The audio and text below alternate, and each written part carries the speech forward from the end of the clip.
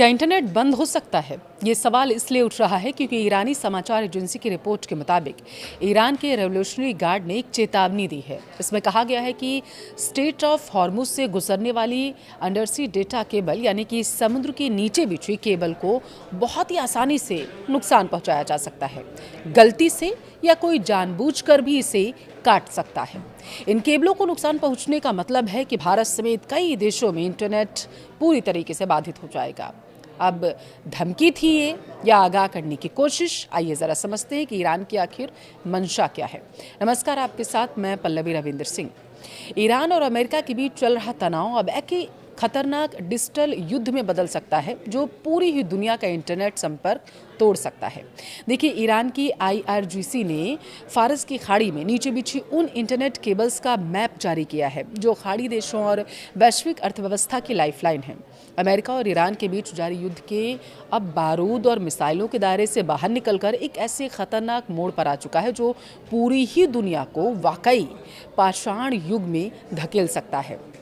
अब तक हॉर्मुज जल डमरूमस से होने वाली तेल सप्लाई टूटने से दुनिया परेशान थी, लेकिन अब ईरान की बुरी नज़र समंदर के नीचे बिछी उन केबल्स पर भी है। ये वही केबल्स हैं जिनके दम पर दुनिया का इंटरनेट चलता है। अगर ये डिजिटल लाइफलाइन कटी तो न सिर्फ खाड़ी देश बल्कि पूरी ही दुनिया का बैंकिंग और कम्युनिकेशन सिस्टम रातों रात बर्बाद हो जाएगा, ठप हो जाएगा। ईरान की रेवोल्यूशनरी गार्ड से जुड़ी न्यूज एजेंसी यानी कि तस्नीम ने हाल ही में एक ऐसी रिपोर्ट जारी की जिसने दुनिया भर के साइबर और सुरक्षा विशेषज्ञों की नींद को उड़ा कर रख दिया। इस रिपोर्ट में फारस की खाड़ी के नीचे बिछे इंटरनेट केबल्स और क्लाउड इंफ्रास्ट्रक्चर का एक मैप दिखाया गया है। इसे एक खुली चेतावनी माना जा रहा। ईरान का तर्क सीधा और डरावना भी है।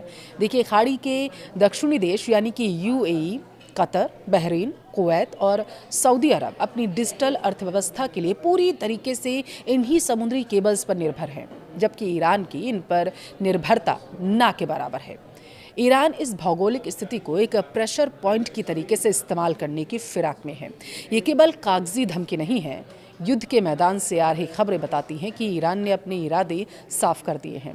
हालिया रिपोर्ट्स के मुताबिक ईरानी ड्रोन्स ने UAE और बहरीन में स्थित अमेज़न वेब सर्विसेज के डेटा सेंटर्स को निशाना बनाया। यह हमला साबित करता है कि जिसे हम क्लाउड कहते हैं उसका वजूद ज़मीन पर बने संवेदनशील डेटा सेंटर्स पर ही टिका हुआ है, जो मिसाइलों और ड्रोन्स के लिए आसान टारगेट है।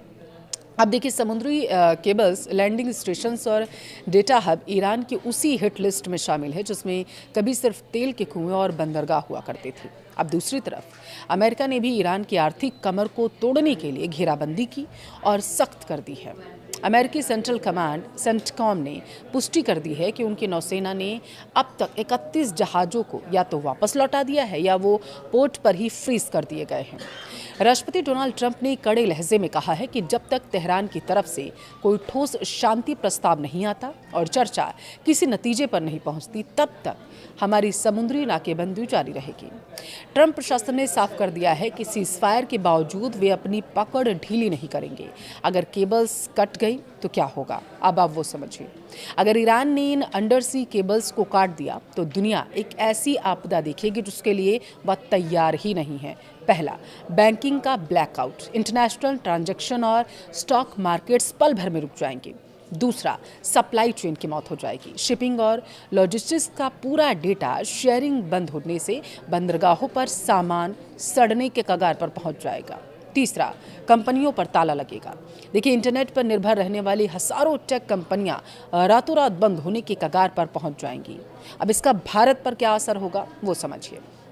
अगर हम बात करें कि भारत को इससे क्या समस्या होगी, तो आपको मैं बता दूं कि समुद्र के नीचे का यह नेटवर्क कई ऐसे देशों में बने लैंडिंग स्टेशन से होकर गुजरता है जहां अभी स्थिति गंभीर है।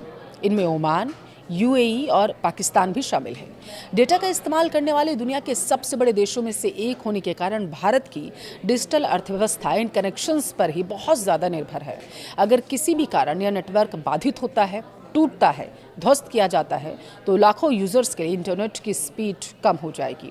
क्लाउड सेवाओं और डिजिटल पेमेंट सिस्टम में दिक्कतें आएंगी और भारत के बड़े IT और AI आधारित सेवाओं को आर्थिक नुकसान भी उठाना पड़ेगा।